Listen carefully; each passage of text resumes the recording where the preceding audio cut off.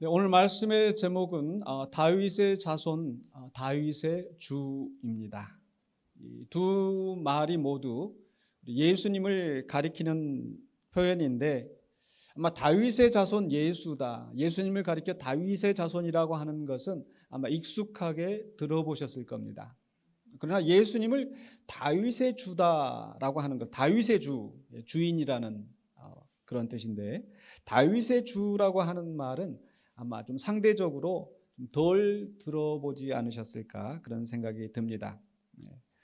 근데 오늘 본문 말씀 속에서 보면은 예수님께서는 이 다윗의 자손이라기보다는 예수님은 다윗의 주이다, 여기에 더 강조를 하신 것 같습니다. 말씀의 배경은 바로 앞에서 예수님께서 이 대제사장이나 또 바리새인 서기관들에게 계속해서 질문을 받으셨죠. 도전적인 질문을 받고 그 사람들이 어떻게든 예수님을 트집 잡으려고 하는데 예수님은 권위와 또 지혜 있는 답변으로서 그들을 침묵하게 하셨습니다. 그리고 나서 이제 오늘 본문 말씀 속에서는 예수님께서 오히려 역으로 그들에게 도전적인 질문을 던지시는 겁니다. 그런데 그들은 제대로 예수님처럼 답변하지를 못하고 오히려 침묵하게 되었습니다. 근데 예수님께서는 단지 아주 그냥 어렵고 까다로운 그런 고약한 질문을 던져서 이 논쟁을 이기려고 하신 그런 목적이 아니라 오히려 이런 질문들을 통해서 우리로 하여금 예수님이 어떤 분이신가, 예수님이 누구신가에 대해서 알게 하시는 그런 중요한 뜻이 있으신 것 같습니다. 그래서 오늘 본문의 말씀을 통해서 예수님이 누구신가라는 것을 함께 살펴보고자 합니다. 먼저 오늘 본문 말씀 속에서 우리 예수님은 그리스도이시고 바로 다윗의 주가 되시는 분이시다라는 것을 함께 살펴봐야겠습니다. 41절에서 이 말씀을 이제 시작하면서 예수님께서 이제 도입하는 처음 시작하는 질문을 던지시죠. 41절에 예수께서 그들에게 이르시되 사람들이 어찌하여 그리스도를 다윗의 자손이라 하느냐. 여기서 그들이라고 하는 것은 다른 이 똑같은 기사를 기록하고 있는 마태복음에 보면은 바리새인들에게 말씀하신다라고 하고 있고, 또 본문의 맥락 속에서는 지금 서기관들과 이 논쟁을 지금 하고 있는 상황이기 때문에 그 서기관들에게 하시는 말씀이라고 할 수 있겠죠. 그래서 그리스도라고 하는 것은 이제 헬라어로 기름 부음을 받은 자라는 그런 뜻입니다. 그래서 예수 그리스도, 예수님은 기름 부음을 받으신 분이시다라는 뜻인데, 제가 가끔씩 질문을 던졌었죠. 이 기름 부음을 받은 자는 헬라어로는 그리스도인데 히브리어는 뭐라고 한다고요? 메시아라고 한다고요. 히브리어는 메시아. 그래서 우리가 메시아라고 하는 것은 바로 기름 부음을 받은 자라는 뜻이고 그리스도하고 똑같은 그런 뜻입니다.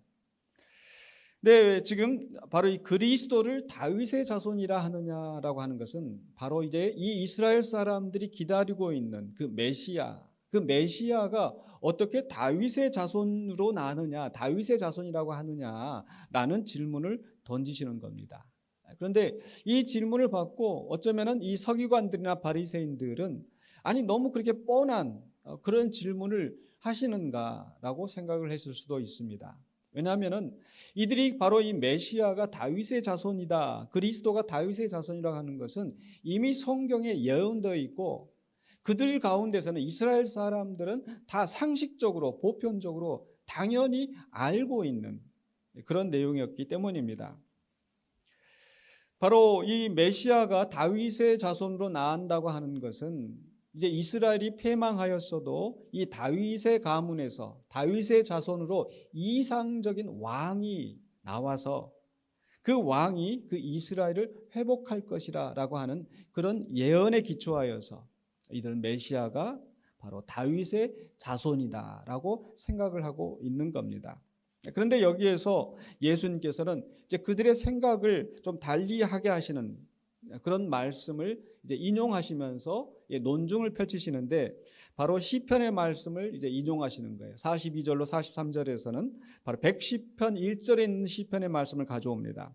42절과 43절에 시편에 다윗이 친히 말하였으되 주께서 내 주께 이르시되 내가 내 원수를 내 발등상으로 삼을 때까지 내 우편에 앉았으라 하셨도다 하였느니라. 시편 110편은 바로 이제 다윗의 시라고 우리 시편에 보면 이제 표제어가 붙어 있지 않습니까? 거기 보면 다윗의 시다. 그런데 다윗이 이렇게 말하였다라고 하고 있는데 그냥 다윗이 지어낸 다윗이 그냥 이렇게 마음에 감동이 돼서 이렇게 시를 지었구나. 다윗이 그냥 하는 말이 아닙니다. 똑같은 말씀 마태복음 22장 43절로 44절에 보면은 이르시되 그러면 다윗이 성령에 감동되어라고 말씀하고 있죠. 누가복음에서는 그냥 단순하게 다윗이 친히 말하여라고 하고 있는데 그게 그냥 다윗이 인간으로서 그냥 하는 말이 아니라 성령에 감동되어서 하는 말이라는 겁니다. 그러니까 성령에 감동되어서 하는 말이니까 그것은 진리겠습니까? 아니면 그냥 엉뚱한 말이겠습니까? 진리예요. 100% 온전한 하나님의 말씀인 겁니다. 근데 그 말씀 가운데서 뭐라고 했냐면은 주께서 내 주께 이르시되라고 이야기했다는 거예요. 그래서 주께서 내 주께 주가 나오고 또 내 주가 나오는데 이 앞에 나오는 주 여기서 지금 말씀하시고 있는 분은 누구신가? 바로 하나님이십니다. 하나님께서 말씀하신다는 거예요. 누구에게 이야기하고 있다고요? 내 주께. 그래서 두 번째 주가 나오는데 바로 이 두 번째 주가 바로 그리스도. 네 원수를 내 발등상에 되게 하기까지 내 우편에 앉아 있으라라고 하셨던 그 말씀. 그러니까 네 원수를 네 발등상으로 삼을 때까지라는 것은 어떤 내용이겠습니까? 그러니까 원수를 발로 밟고 있는 그런 상황이겠죠. 즉 원수들을 굴복하여서 그 발 아래 두게 하기까지 라는 말씀입니다. 그리고 하나님께서 지금 이 메시아를 향하여서 말씀하시기를 내 우편에 앉았으라 라고 하는 것은 무슨 뜻인가? 나의 오른팔이다라고 하는 것은 바로 내가 가장 신임하고 신뢰하는 그런 존재를 우리가 오른팔이라고 이렇게 표현을 하잖아요.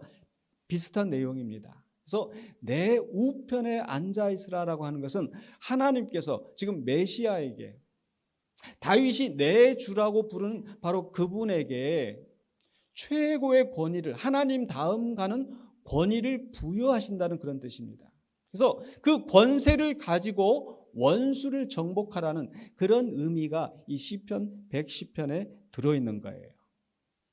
이 말씀을 인용하시고 나서 그 다음에 44절에 이 말씀을 맺으실 때 뭐라고 하시는 거 아니? 44절에 누가복음 20장 그런즉 다윗이 이 메시아를 가리켜서 주라 칭하였으니 어찌 그의 자손이 되겠느냐 하시니라.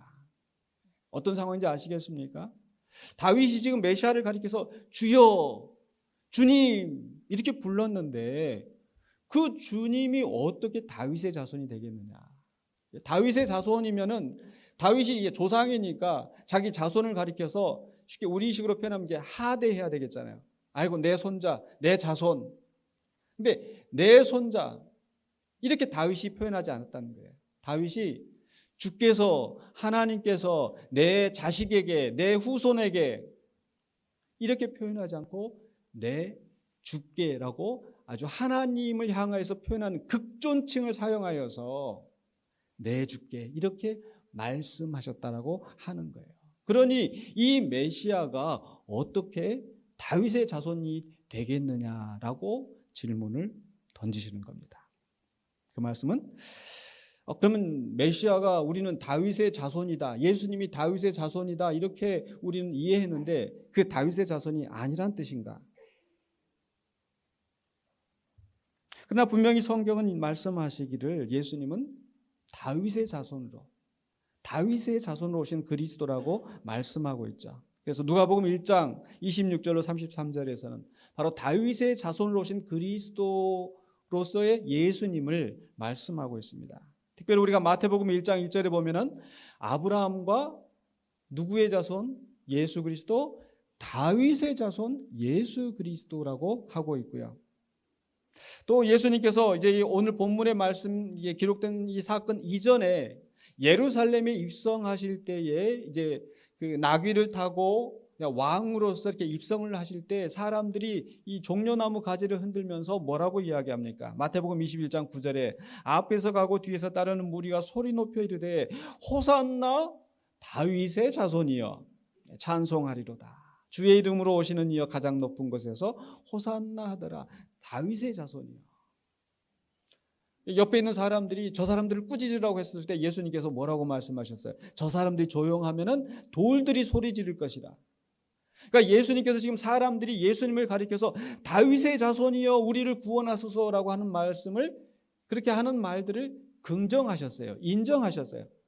예수님께 그 자리에서 그냥 딱 멈추지 않고 야, 나 다윗의 자손 아니야. 왜 나한테 다윗의 자손이라고 그래? 이렇게 하지 않으셨다라는 거예요. 또 요한계시록 22장 16절에서 바로 부활하신 영광 중에 계시는 그 예수님께서 이렇게 말씀하십니다. 나 예수는 교회들을 위하여 내 사자를 보내어 이것들을 너희에게 증언하게 하였노라. 나 예수는, 나는 누구라고 이야기해요? 다윗의 뿌리요 자손이니 라고 말씀하십니다. 나는 다윗의 자손이다. 예수님이 여기서는 이렇게 얘기하셨다가 저기서는 저렇게 말씀하시는가? 다윗의 자손이라는 건가 아니라는 건가? 오늘 누가복음 1장에서 기록된 말씀 속에서 바로 예수님이 탄생하시기 전에 천사가 마리아에게 찾아와서 바로 예수님의 탄생을 예고하십니다. 그런데 뭐라고, 누구를 찾아왔는가 하니 바로 누가복음 1장 27절에 다윗의 자손 요셉이라 하는 사람과 약혼한 처녀, 바로 마리아이자 처녀에게 이르니 그 처녀의 이름은 마리아라. 그러니까 예수님의 이제 육신의 아버지가 바로 요셉인데 요셉은 누구의 자손이다? 다윗의 자손이고 예수님은 그 요셉의 아들로 태어나시니까 예수님은 당연히 다윗의 자손이 되겠죠. 그리고 이 다윗의 자손이 되었다라는 것은 무슨 의미인가? 바로 그 다음 구절에 나오는 말씀, 다윗의 왕위를 이어갈 뿐이라는 그런 의미가 있습니다. 그러니까 다윗의 자손이라는 것은 단지 그 혈통의 문제가 아니라 바로 왕권을 이어갈 자이다. 왜냐하면 이 다윗의 자손에게 하나님께서 약속하신 게 있거든요. 바로 사무엘하 7장 12절에서 하나님께서 그 다윗에게 직접 하셨던 말씀, 내 수완이 차서 네 조상들과 함께 누울 때에 내가 네 몸에서 날 네 씨를 네 뒤에 세워 그의 나라를 견고하게 하리라. 그래서 이 다윗의 후손들이 영원히 그 나라를 다스리게 될 것을 하나님께서 다윗과 약속하셨어요.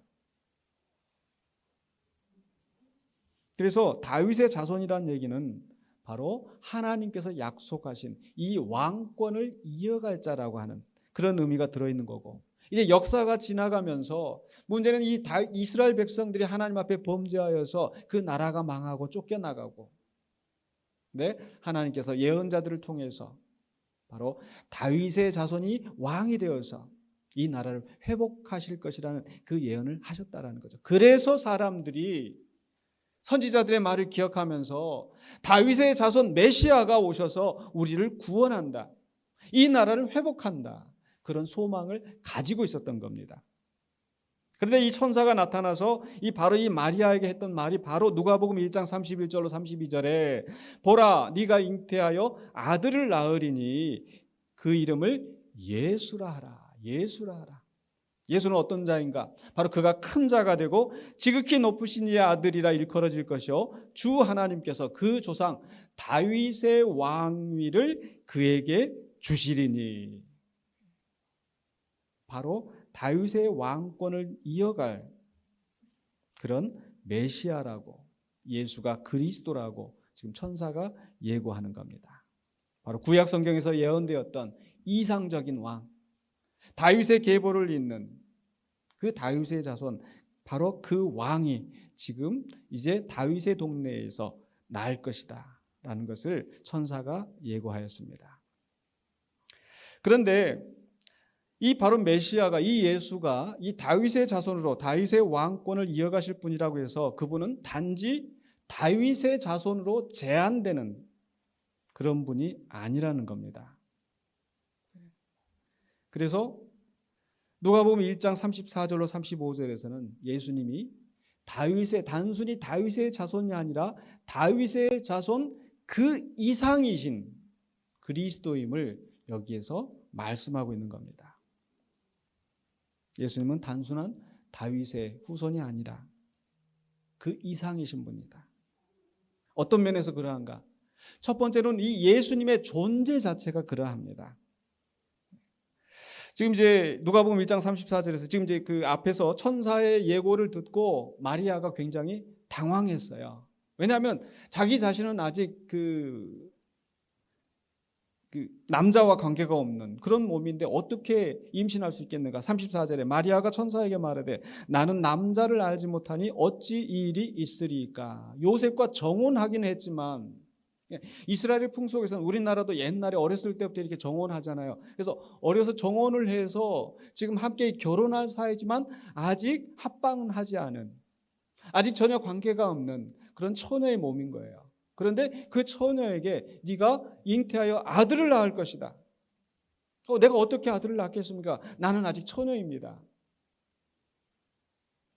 천사가 뭐라고 대답합니까? 35절에 천사가 대답하여 이르되 성령이 네게 임하시고 지극히 높으신 이의 능력이 너를 덮으시리니 이러므로 나실 바 거룩한 이는 하나님의 아들이라 일컬어지리라. 그러니까 지금 천사가 지금 마리아에게 와서 네가 이제 곧 결혼하면 이제 요셉과 합방하고 그래서 요셉과 함께 합방하고 나면은 네가 아들을 낳을 거야. 그렇게 이야기하지 않는 거예요. 성령이 내게 임하시고 지극히 높으신 이의 능력이 너를 덮으시리니 이것은 육체적인 관계에 의해서가 아니라 하나님의 성령의 능력으로 동정녀에게서 그 예수가 잉태하게 될 것을 말씀하신 거예요. 어떤 사람들은 어떻게 처녀가 아들을 낳아? 처녀가 애를 낳아? 믿지 못하는 사람이 있습니다. 그러나 무에서 이 세상을 창조하신 하나님의 그 능력이 함께 하시는데 그 능력으로 이루어지지 못할 일이 있겠습니까? 그래서 예수님은 단순히 육체의 그런 계보를 따라서 요셉의 아들로 낳으신 것이 아니라 성령의 능력으로 하나님의 권능으로 동정녀인 마리아의 태중에서 잉태하게 되었다라는 거예요. 그래서 뭐라고 그랬어요? 이러므로 나실 바 거룩한 이는 하나님의 아들이라 일컬어지리라. 단지 그냥 다윗의 자손이 아니라 하나님의 아들이라는 거예요.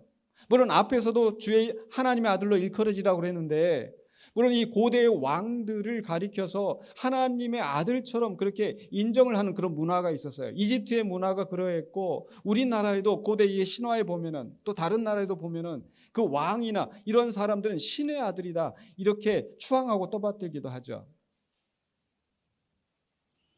실제로 구약 성경 안에서도 다윗의 후손들 바로 이 메시아가 하나님의 아들처럼 인정을 받게 된다는 그런 표현이 있지만 그러나 이 예수님은 단순히 하나님의 아들로 육신으로는 요셉의 아들인데 하나님의 아들로 인정을 받는 그런 아들처럼 된다는 것이 아니라 실제로 그분은 하나님의 아들이신데 그 아들이 바로 다윗의 계보에서 마리아의 몸을 통하여서 이 땅에 오신다라는 겁니다. 그래서 그분은 하나님의 아들이라 일컬어지리라. 바로 존재 자체가 단지 다윗의 후손이 아니라 하나님의 아들로서 다윗의 계보 가운데 나시는 분이시라는 겁니다. 그래서 예수님은 단순히 다윗의 후손이 아니에요. 하나님의 아들이십니다. 그리고 두 번째로는요. 예수님은 어떤 의미에서 다윗의 자손 그 이상이신 그리스도이신가? 바로 예수님이 하신 일, 예수님의 행위 때문에 그러합니다. 사람들이 이 메시아 그리스도가 다윗의 자손이라고 다윗의 자손 메시아가 온다고 할 때 그들은 어떤 생각을 가졌는가?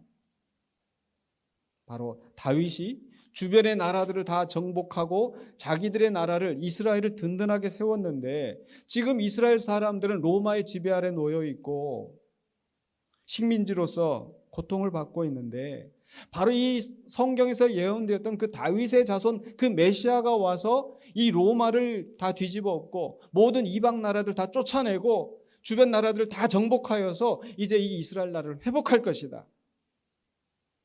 그러니까 보통 이스라엘 사람들이 그런 생각을 하고 있었고, 지금 예수님을 따르던 그 제자들도 계속해서 이런 생각을 하고 있었다라는 거예요. 그러니까 시편 110편에 있는 말씀 속에서도 네 원수들로 네 발등상이 되게 하기까지, 그렇지, 메시아가 오면 제 모든 원수들을 다 정복하고 이제 왕으로서 서게 될 거야. 바로 그런 이 정복자로서 다윗을 생각하면서 다윗의 자손 메시아가 이제 모든 이방 나라들, 모든 원수들을 정복할 거야. 이런 기대를 가지고 다윗의 자손이여 우리를 구원하소서, 다윗의 자손이여 우리가 환영합니다, 이렇게 생각했다는 거예요. 그런데 다윗은 이런 정복자이기에 앞서 하나님께 어떤 사람이었습니까?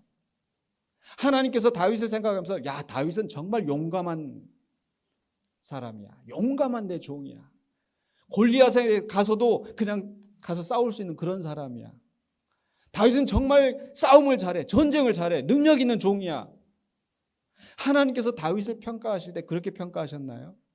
하나님께 다윗은 어떤 존재였습니까? 하나님 마음에 합한 사람이었던 거예요. 그러니까 다윗의 이상이라고 하는 것은, 지금 사람들이 생각하는 다윗의 이상은, 이상적인 다윗은 지금 나가서 전쟁 잘해서 우리를 좀 자유롭게 풀어주는 그런 이상적인 왕을 기대하고 있었지만, 그러나 하나님께서 다윗의 계보에서, 다윗의 뿌리에서 왕이 나온다고 할 때 하나님이 생각하시는 것은 다윗처럼 하나님 마음에 합하여서 하나님의 뜻을 이루는 그런 메시아를 기대하셨다는 거예요. 근데 그러한 말씀이 이미 구약 성경에도 나와 있어요. 사람들이 보지 못하고 자기들이 보고 싶은 것만 보니까, 이기고 승리하고 정복하고 군림하는 왕만 생각하니까 메시아를 그런 왕으로 기대하고 오면서 다윗의 자손이 오면은, 다윗의 메시아가 오면은 우리가 승리하고 이길 것이다, 이 생각만 하고 있었다는 거예요. 바로 이사야서 11장 3절에서, 바로 이사야 바로 앞에 이사야서 11장 1절에서 이새의 뿌리에서 싹이 나고, 바로 이 다윗의, 이새의 뿌리라고 하면은 바로 이 다윗의 아버지가 이새지 않습니까? 그래서 그 이새의 뿌리에서 다윗의 자손으로 다윗과 같은 왕이 나오는데, 그 왕은 어떤 왕인가? 이사야서 11장 3절에 그가 여호와를 경외함으로 즐거움을 삼을 것이며 그의 눈에 보이는 대로 심판하지 아니하며 그의 귀에 들리는 대로 판단하지 아니하며. 그러니까 이 다윗과 같은 이 왕은 하나님의 영이 임하는데, 그 영이 어떤 영인가? 지혜와 총명의 영, 이런 여러 가지 말씀이 있지만 그 가운데 여호와를 경외하는 영, 자기의 귀에 들리는 대로, 자기 눈에 보이는 대로 자기 생각대로 하지 않고 하나님을 존경하고 하나님을 두려워해서 하나님의 뜻대로 행하는 그 왕이 될 것이고, 그래서 그 이사야서 53장에 보면은 하나님께서 그 기뻐하시는 종들에게 그 백성들의 허물과 죄를 다 부과하셔서 그 백성들을 낫게 하시는 그 하나님의 뜻을 이루시는 종이라는 겁니다. 즉 예수님이 어떤 의미에서 다윗의 자손 이상이신 그리스도이신가? 단지 이기고 승리하는 그런 이상적인 왕이 아니라 하나님의 뜻에 전적으로 순종하여서 하나님의 뜻을 이루시는 분이신데, 바로 그 순종한다라는 것이 죽기까지 순종하시는 그 길을 가신 겁니다. 그래서 그분이 죽으심으로써 사망과 죄의 권세를 이기신 거죠. 오늘 특별히 우리 성탄절을 맞이하면서 우리는 바로 예수님이 다윗의 자손으로 오셨는데, 그 예수님이 우리에게 어떤 분이신가? 그저 나를 평안하게 해주고 내가 원하는 것을 다 들어주고 다 나를 복받게 하고 그런 예수님이 아니라 정말 예수님이 이 땅에 오셔서 어떤 일을 하셨는가? 바로 희생하시고 헌신하면서 우리를 구원하시는 그 다윗의 자손이라는 것을, 다윗의 주인이라는 것을 우리가 기억해야 될 줄로 믿습니다. 말씀을 마무리하려고 합니다. 예수님은 분명히 다윗의 자손으로 다윗의 계보에서 나셨지만 그분은 다윗의 주가 되시는 분입니다. 즉 다윗을 능가하는 하나님의 아들이라는 거예요. 그래서 우리가 예수님을 가리켜서 다윗의 자손이다, 다윗의 왕권을 이어가실 분이다 라고 했었을 때 우리 기준으로 보면은 야 정말 대단하다. 근데 예수님의 기준에서 보면은 그게 좋은 걸까요? 아니면 안 좋은 걸까요? 이렇게 질문을 던지면 금방 안 와닿으실 텐데 이렇게 한번 생각을 해보겠습니다. 내가 지금 얼마 전도 우리 성도님 우리 가정 신방했을 때 이런 말씀 대화를 나눈 적이 있어요. 우리 좀 방이 좁아서 집이 좁아서 참 이렇게 하시는데 제가 보기에는 제가 살고 있는 집보다 훨씬 더 컸어요. 그런데 이게 좁다는 게 왜 그렇게 생각을 하셨는가 하니 그 전에 살던 집은 굉장히 컸는데 지금 와서 이 집에 와서 이렇게 좀 작은 집이다 보니까 내가 손자 손녀들 오는 것도 좀 걱정이 되고 이렇게 하신다는 얘기를 들었어요. 이해가 되시죠? 네. 우리가 만약에 예를 들어서 우리가 아주 작은 차를 타고 있어요. 그런데 조금 좀 큰 차를 타면은 차 넓으니까 좋다. 근데 똑같은 차를 타도 어떤 사람은 이게 차가 너무 좁다, 너무 안 좋다 이렇게 생각할 수도 있겠죠. 어떤 사람이 그러겠어요. 진짜 크고 좋은 차를 타고 있는 사람은 그 차를 타면은 이게 좀 불편하네 이렇게 얘기하지 않겠습니까? 무슨 얘기인지 아시겠어요? 우리가 왕이 나셨다. 다윗의 왕권을 이어가시는 분이시다. 정말 영화롭고 좋겠다 라고 우리는 생각하겠지만 예수님 입장에서 보면 그게 승진일까요? 아니면 강등일까요? 하나님의 아들이신데 모든 영광을 버리시고 이 땅에 다윗의 후손으로 다윗의 계보를 이어가는 왕으로 나오셨다고 하는 것이 예수님 입장에서 승진이겠습니까? 강등이겠죠. 강등인 거예요. 근데 왜 그렇게 예수님은 강등되는 그 길을 택하셨을까? 바로 우리를 구원하시려고. 이 땅에 하나님의 평화가 이루어지도록 예수님은 낮아지시는 그 길을 택하신 줄로 믿습니다. 그래서 그분이 낮아지심으로 말미암아 우리가 높아지게 되었고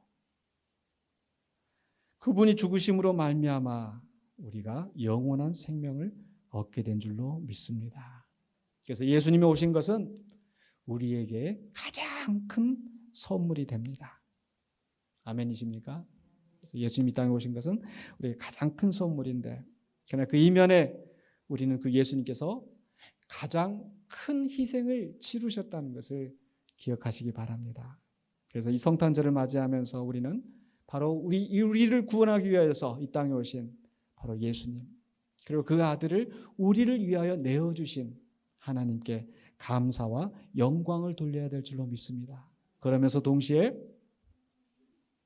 바로 예수님께서 하늘 영광 버리시고 다윗의 자손으로 우리를 구원하시기 위하여 이 땅에 오신 것처럼 낮아지신 것처럼 우리도 예수님처럼 낮아지는 성탄절이 되어야 될 줄로 믿습니다.